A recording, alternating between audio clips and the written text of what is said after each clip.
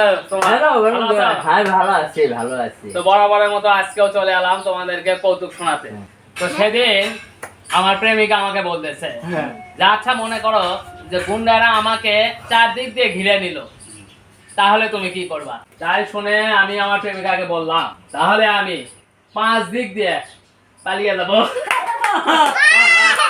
এক লোক আত্মহত্যা করার জন্য রেল লাইনের উপরে গিয়ে ঘুমিয়ে পড়লেন, কিন্তু ওই লাইনে ট্রেন এলো না। তারপরও লোকটা মারা গেল কিভাবে?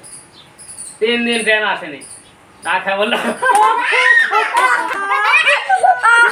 তো সেদিন কুদ্দুস ভাই আমাকে বলতেছে আমি ওই অফিসের ট্রেনিং এর জন্য গত 1 বছর বিদেশে ছিলাম, বাড়ি যেতে পারিনি। অথচ আমার বউ আমাকে বলতেছে যে আমি নাকি আবার বাবা হতে চলেছি। তাই শুনে আমি কুদ্দুস ভাইকে বললাম যে তাহলে ভাবি জান তো আপনাকে ঠিক কথাই বলেছে, আপনি বাড়ি যেতে পারেননি, তাতে কি হয়েছে? আমি তো গেছি।